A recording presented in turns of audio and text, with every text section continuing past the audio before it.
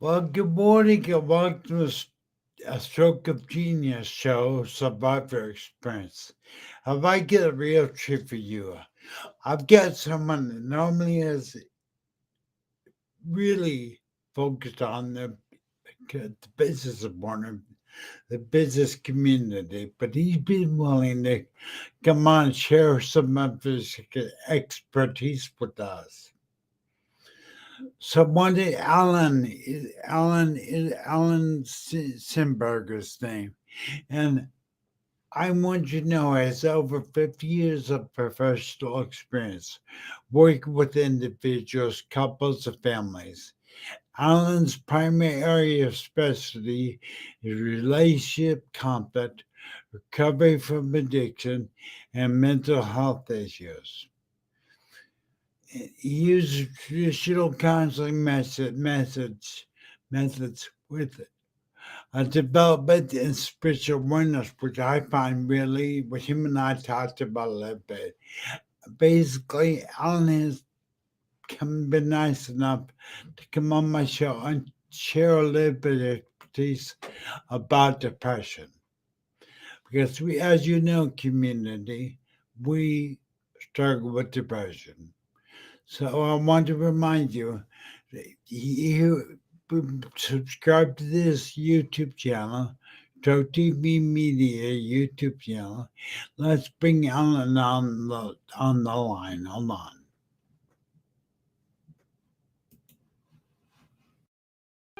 Welcome to the Stroke of Genius Show, Survivor Experience. Now, here's your host, Aaron Avila. Well, good morning, Alan. Good morning, Aaron.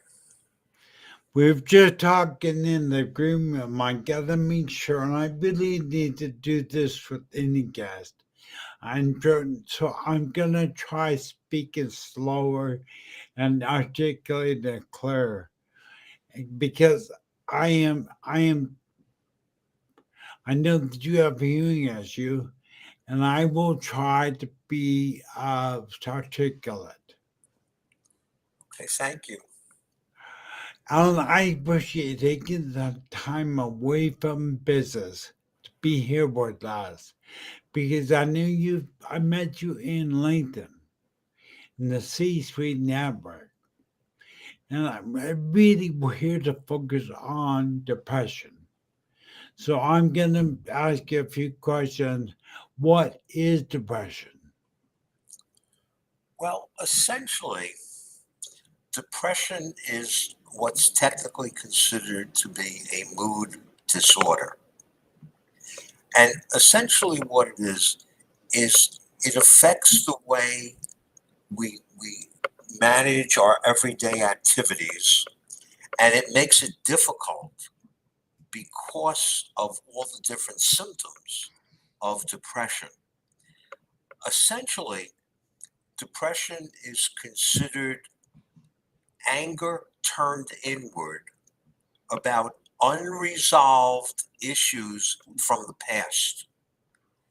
Now, of course, Wait, can I yes, interrupt you? Please repeat that one more time. Anger from what? okay. Anger from unresolved issues that are continuing in the present. So, so you actually, oh, wow. That just gonna set me back because I wasn't ready for that. Because we as spiritual workers have anger. Anger, the stroke is taking away our abilities. You got to remember, I was just like you. I had no limitations. There was basically nothing I could do. My community was the same way. And then a lot of us have a deep anger. What happened? And that maybe we have to, and then I might, I'm not sure how we resolve it. Other than, give me, do we ever, can you give me any help in resolving the issue of anger with having a stroke? Yes, Ah, yes. So there are several strategies that can be used, but one of the main ones to really directly respond to your question is it's to manage the way we think. And I'll give examples, I'll give specific examples. One of the things to keep in mind, and there are three different aspects to this. One of the aspects is to recognize the difference between judging and assessing. When we judge ourselves, our past experiences, and how we were during those past experiences, we make ourselves right or wrong, good or bad. When we assess ourselves and our past experiences, we determine either what happened that we didn't want to happen, what did not happen that we wanted to happen, and identify solutions for how we could prevent those things from happening again, while at the same time forgiving ourselves for anything that we considered that we did or said that was disappointing. And the thing to remember about forgiveness is forgiveness doesn't mean that it was okay. It means that we're letting go of the effect so we don't keep thinking about it and actually upsetting ourselves. Yeah, Alan, those words you're using about a circumstance or something can happen, you could put the word stroke in there because that I think that not dealing with a stroke, not facing it, and not changing our mindset. How we, it's that old saying that says life's 10% of what happens to you, but 90% of how you respond. And it's really true, Alan, that we need to respond as stroke survivors, with some majority feel like a victim, like they were a victim of stroke. Instead of being a stroke survivor, stroke survivor, they look so the reason I wanted to bring on it because you got that. Now, what can we do to make depression, coping with our stroke, coping with our plight? How can we turn that mindset to a positive mindset? Well, one of the ways to do that is to do the best that anyone can to focus on what they do have rather than what they don't have or what they've lost. Because what we focus on magnifies. So if we spend a lot of time focusing on the things that bother us about having had a stroke, we can feel worse and worse and get stuck in that thinking. But if we can be grateful for the day that we have, and grateful, even for what might be considered a small thing by some people. So, for example, like having food, maybe even waking up. It's so important to focus as best as possible on the positive and the neutral things in our lives. We need to pay attention to the things that we don't want to have happen, but that's only to develop solutions to not repeat them and to manage any effects from them. Yeah, it's that thing. I think it's where our focus goes, or where our attention goes, our energy flows. Not to get what I've experienced makes me different, makes true TV media different. I learned from Jeff Hazlett years ago when I first had a stroke not to focus on the negative, not to focus because that's what grows. That's like you just said, magnifies.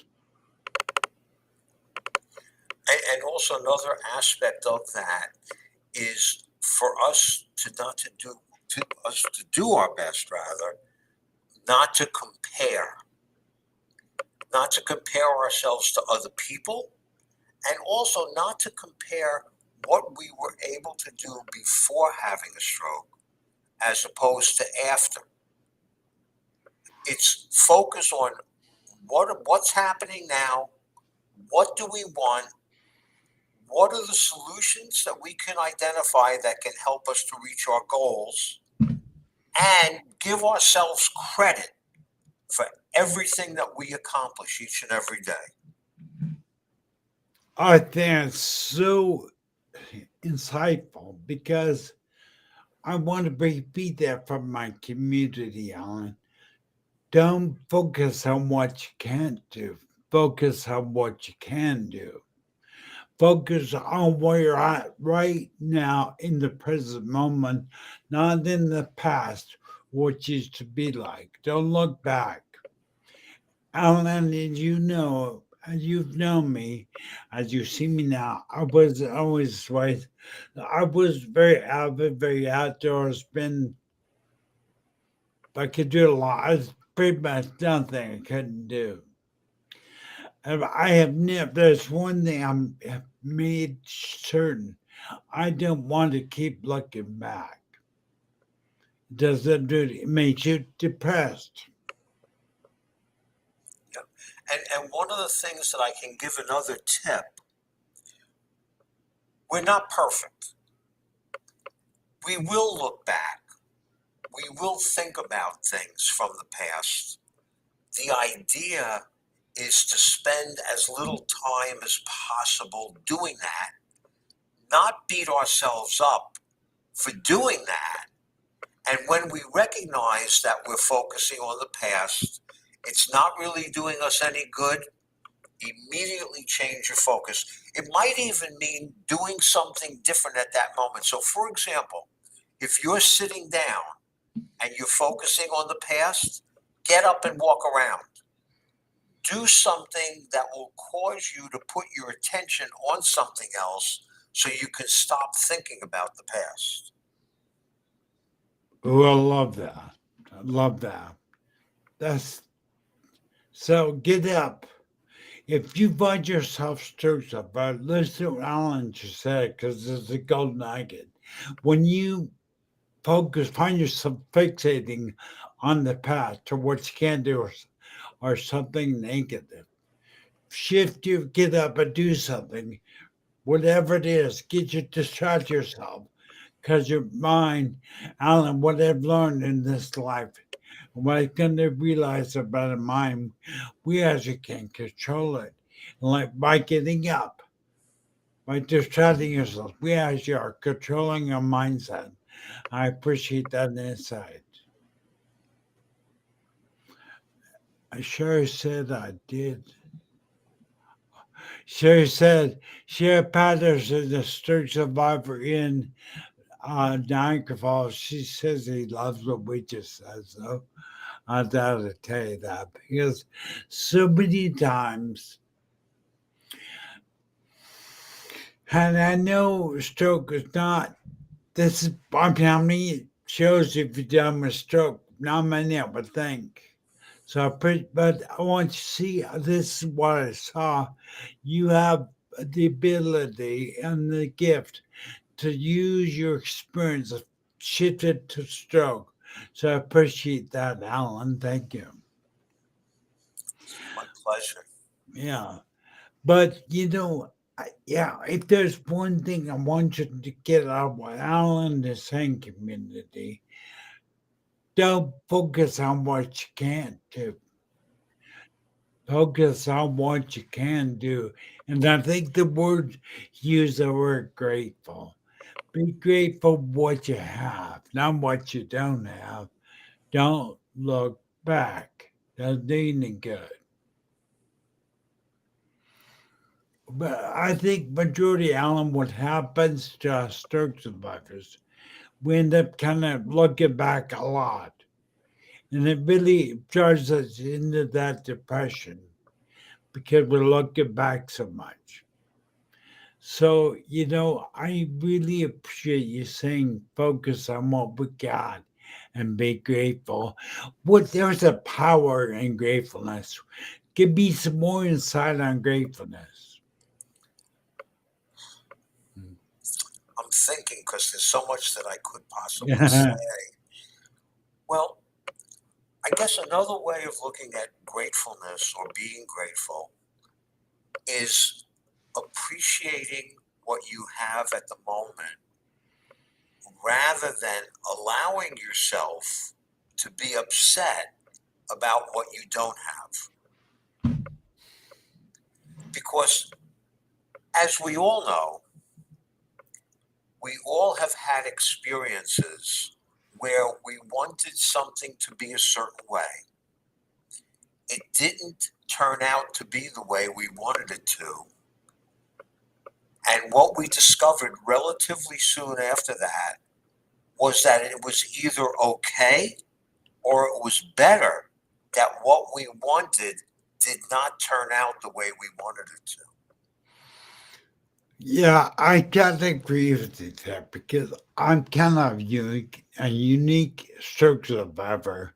Well, I believe my stroke, my brain aneurysm, was the best thing that ever happened to me because it led me to my life's purpose.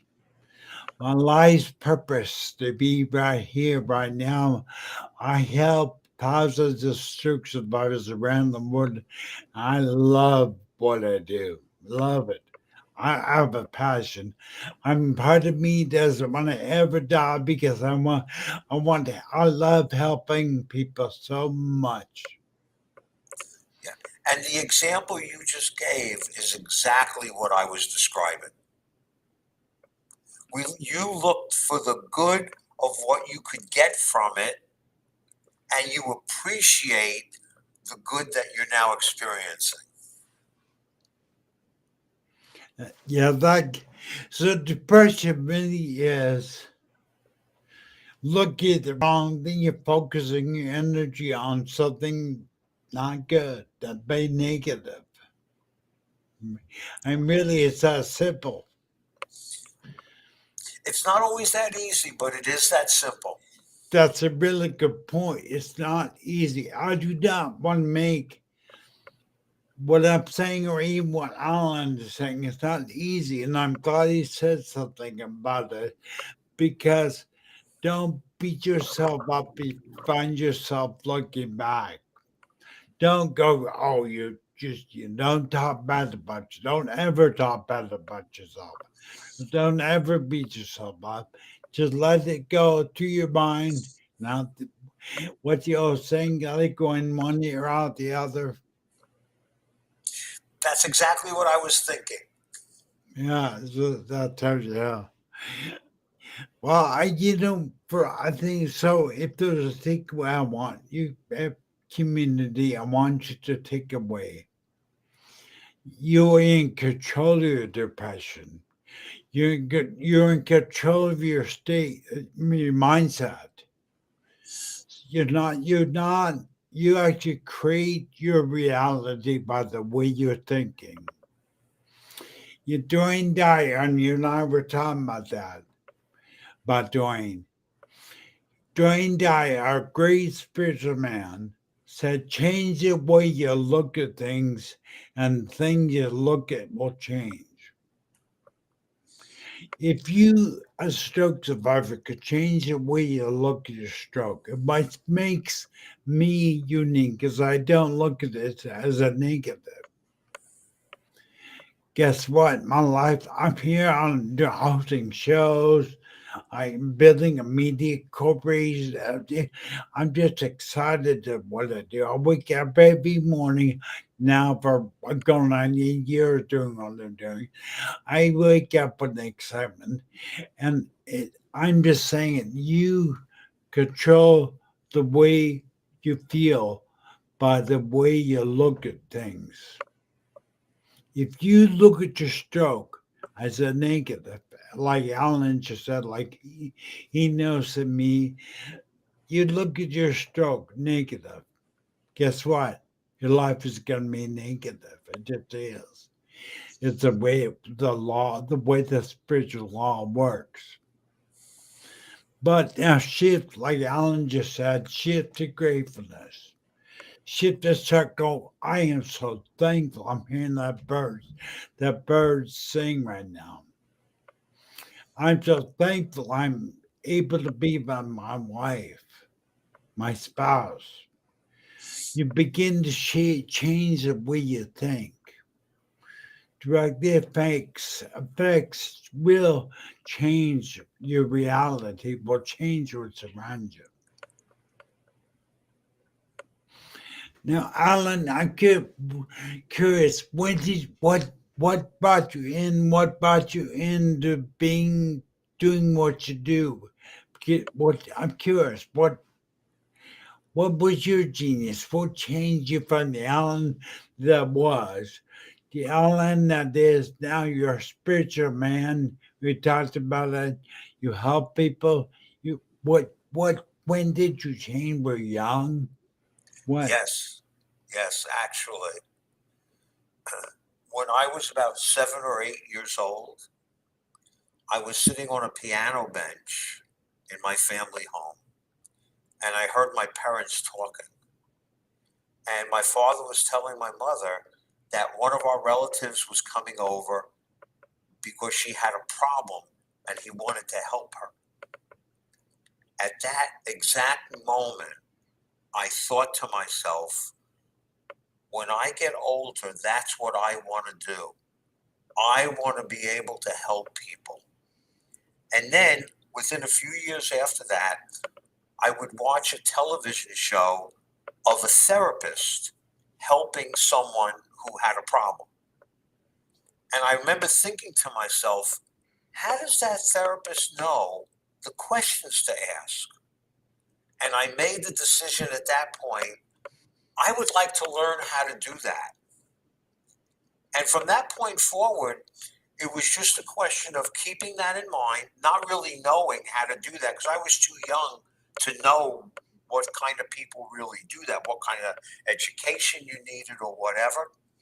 But as I grew, I had experiences which in some ways I believe I was led to situations that have allowed me to do the work that I do today. That is so. I'm glad I asked you that question because that is really amazing. You found your purpose. See, I'm with you. I believe everybody has a reason to be here on earth. I'm meant to tell everybody. Alan found it's helping people. I found it's in helping people. I'm telling you, stroke survivor, do not let your stroke go to waste because you can help people too. The problem is we just don't. I don't think people believe that they do. I think it's a self-talk of saying, but I mean, I don't think they can help somebody, but I think they. In fact, I know they can. Yeah. In fact, what I believe is that everyone's purpose in life is to be of service. It's a question of how to be in service. That's really the decision part. But I also think that each of us has certain strengths that lead us in a way to how to apply those strengths in how to be of service to others. I'll just give you a real quick story. When I was growing up, my sister used to line up dolls on her bed, and she'd be talking to them. And one day, I was so curious. I said, "What are you doing, talking to dolls on a bed?" She said, "I'm teaching them." She became a teacher. No. Oh my Yes, goodness. yes. That is amazing. Thank you for sharing this story. You know, this I think something has helped me since my stroke. There's been quite as you know, being from the C-suite network. I believe and come now I've been in full agreement with you that everybody is to be of service. You and I are servant leaders. I feel there's a guy watch on the internet on LinkedIn all the time. His name is Dave. Great, yeah, I just forgot his name. Great, I'm stuck survivor. I forget his name. I'm terrible. But What I remembered what you were just saying is that you believe that everyone the purpose is to be of service. And I think you were also saying, if I understood you accurately, that it's a question of finding how to use that energy in your own individual way to be of service. I love it. True. I think that's what you were saying. Yeah, I'm going to give everybody a challenge as if you watch this on the replay. I want to give you a challenge. I want you to find what your abilities are to service. They will make your gift. Well, how do you know what your gift is? Gift is the absolute best thing you can do in your life with the least amount of effort. And so everybody watching this video has a gift. Begin to develop it and trust it. And like Alan just said, be a service. Start using that gift to help people. It's transformative, Alan, but it's transformative. Yes. Yes, it is. Well, I don't need a word down. It's crazy. We're down. We lost 2 minutes of the show, but how do people get a hold of what are some of your social media platforms? How they get a hold of you? I'm sorry, please repeat that again. How would people, if they want to get a hold of you, what's the best way to get a hold of you? I'm sorry, there's a loud plane passing by right now. Did you say, how could people find me? Yeah. Okay. Well, I am on Facebook, and I'm also on LinkedIn. I have a personal website. It's lifemasterywithalan.com, and that has a lot of information about me.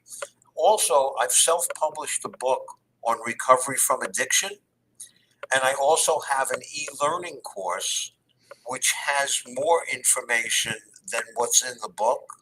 So if anyone's interested in looking over any of that, or just learning more about me, they can go to that website. I also have another website, alansimberg.com, which is focused on my private practice. And Okay, for the audience out there, I will put those links on contact right for the show. I'll make sure all the honest links are in the description of the YouTube video.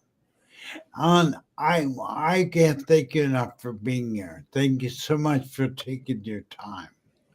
well, I appreciate the opportunity, Aaron, to be on your show and to be of service to the people that listen to your show. All right, thank you, Alan. Thank you. I'll see you soon. Look forward to it.